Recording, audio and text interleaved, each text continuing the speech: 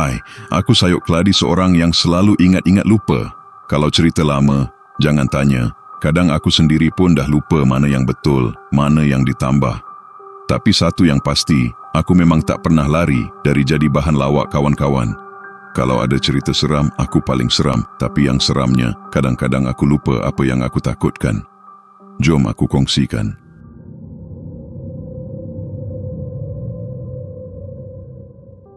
Ketika aku masih darjah 5, sebuah peristiwa menyeramkan berlaku di rumah Tok yang terletak di kampung sebelah mak aku di daerah Pendang, Kedah.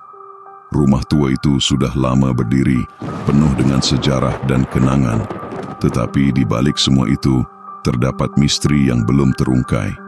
Kejadian itu berlaku pada waktu maghrib, saat-saat yang selalu membuatkan bulu roma aku meremang. Hari itu, seperti biasa, kami sekeluarga berkumpul untuk solat berjemaah di ruang tamu. Aku berdiri dalam saf bersama adik-beradik dan saudara mara, merasa sedikit gelisah walaupun semua nampak tenang. Tapi hati aku, entah kenapa, terasa lain. Rasa seperti ada yang memerhati dengan tajam, menyelinap di setiap sudut rumah. Ada yang pelik. Sebaik sahaja Pak Tam mengangkat takbir, rasa resah itu semakin menebal. Allahu Akbar. Pak Tam mengucapkan takbir, tetapi suara itu bergema lebih keras di telinga aku, membuatkan dadaku semakin berat. Aku cuba fokus pada solat, tetapi ada sesuatu yang mengganggu.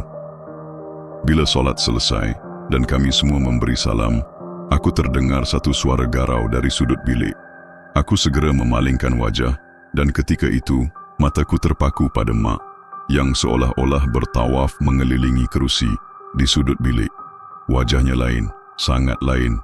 Matanya tajam berkilat seperti api, dan suaranya serak dan garau, membuatkan aku menggigil. Air, air, aku nak air, kata mak dengan suara yang bukan suara mak yang aku kenal. Along, pi ambil ayak kat mamahang. Arahan Tok sangat jelas, tapi ada nada cemas dalam suaranya. Aku terkejut, tetapi kaki aku tetap melangkah ke dapur, menggigil takut. Aku ambil segelas air dari kendi dan berlari ke mak. Tanpa kata, mak terus meneguk air itu dengan gelojoh, tetapi selepas itu dia meludahnya dengan wajah yang berubah bengis. Panas, aku nak lagi, tapi jangan baca apa-apa. Jangan baca. Mak menjerit, matanya merenung Pak Tamjan yang sedang membaca surah Al-Baqarah dengan tenang. Pak Tamjan terus membaca, tetapi mak tiba-tiba bertindak lebih liar. Aku dah cakap jangan baca. Ini tempat aku, rumah aku. Ha ha ha ha. Suaranya bergema, seram dan mengerikan. Aku merasa seperti seluruh rumah itu sedang bergetar. Mak mula meronta-ronta, cuba bangun dari tempat duduknya, tetapi Pak Daklan segera menahannya. Macam mana ni mak? Makin teruk ni. Pak Daklan bertanya dengan nada panik, mukanya pucat. Tok menghela nafas, berfikir sejenak sebelum memberi arahan tegas. Hang Lan, pi panggil Zali. Mungkin dia boleh obatkan. Hang Jan, pi tutup pintu dan pegang Eila ni Sat. Aku takut Sat lagi dia pi lari kat luar pula. Jenuh satu kampung nak ligan. Tanpa berlengah, mereka berdua segera pergi melakukan tugas mereka seperti yang diarahkan. Zali yang dimaksudkan oleh Tok adalah Pak Ngah Zali, seorang ustaz yang dihormati di kampung itu. Dia mengajar Al-Quran di kampung dan sering dipanggil jika ada gangguan makhluk halus. Sesaat terasa seperti berjam-jam, akhirnya Pak Ngah Zali tiba dengan tenang, walaupun wajahnya kelihatan agak serius. Awak ni, pasal apa boleh jadi lagu ni? Pak Ngah Zali berkata, sambil memandang mak yang masih dalam keadaan sangat agresif. Tak apa, Hang Ida, pi ambil beras ke aku. Arah Pak Ngah Zali seakan cuba membuat suasana menjadi lebih tenang. Mak Tam Ida dengan cemas bertanya, baik bang, tapi nak ambil banyak mana? 5 cebor kah? Suaranya cemas, tetapi Pak Ngah Zali dengan nada tenang berkata, Hang ni Ida, nak buat kenduri ke apa? Bawa mai 2 genggam cukup.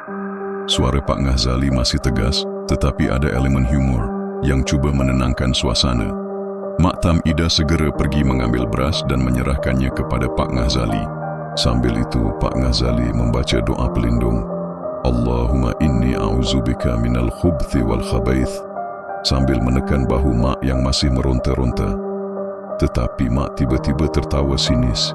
Suara garau itu makin kuat. Doa tu tak lut, kataku. Hangpa semua tak boleh buat apa-apa. Mak menjerit. Suaranya semakin kasar dan menyeramkan. Suara itu seolah-olah bukan suara ibu aku lagi, tetapi sesuatu yang asing, yang penuh dengan kebencian. Pak Ghazali nampak sedikit bimbang, tetapi tetap tidak berputus asa. Hang tengok ni, Mak tak boleh nak lari sangat, katanya sambil membuka botol kecil berisi air jampi yang dia bawa. Dia mula membaca beberapa potongan ayat Al-Quran yang panjang, dengan suara yang lantang dan penuh keyakinan. Ya Allah, lindungilah kami. Setiap ayat yang dibaca oleh Pak Ghazali menyebabkan Mak semakin menggigil, semakin meronta. Panas, panas, berhenti baca. Jeritnya, suaranya bercampur antara tangisan dan amukan.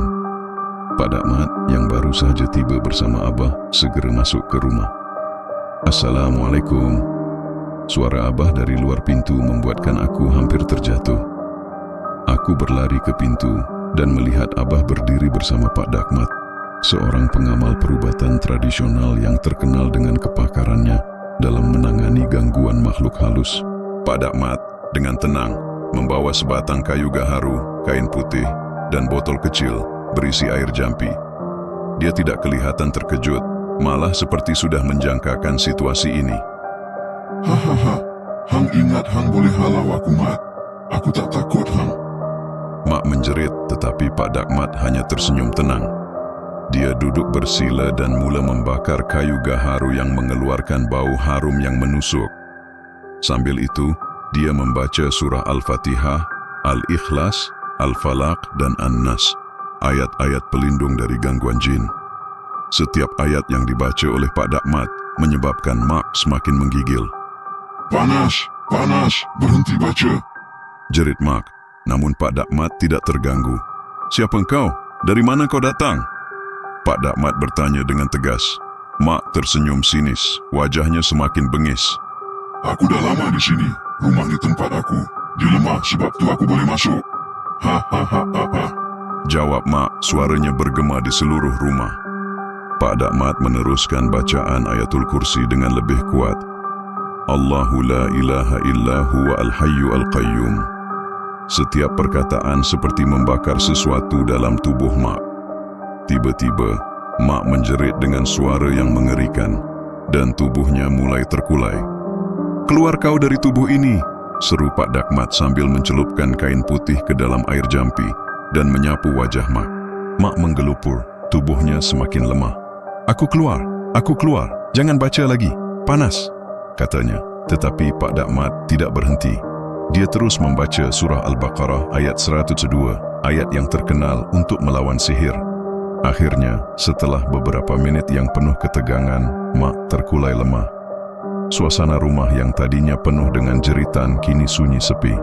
Pak Dakmat menepuk bahu Mak perlahan dan mengazankan di telinganya. Wajah Mak kembali seperti biasa, tetapi dia kelihatan bingung dan lemah. Kenapa semua orang tengok aku macam ni? Apa yang jadi? Tanya Mak. Kelihatan sangat keliru. Tok bertanya kepada Pak Dakmat, apa sebenarnya yang mai tadi, Mat? Pak Dakmat menghela nafas panjang sebelum menjawab. Yang mai tadi itu bukan makhluk tetap. Dia liar, tiada tuan, merayau cari tempat lemah untuk ditumpangi. Badan anak Hang masa tu lemah, sebab tu dia boleh masuk. Tok mengangguk. Ada lagi kah kat rumah ni? Tak ada buat masa ni, tapi kena jaga amalan. Rumah lama macam ni memang senang jadi tempat menumpang. Bila maghrib, tutup pintu dan tingkap. Jangan lupa baca doa pelindung rumah. Nasihat Pak Dakmat. Kata-kata Pak Dakmat masih terngiang di telingaku. Makhluk-makhluk macam ni tak kuat kalau kita bergantung sepenuhnya pada Allah.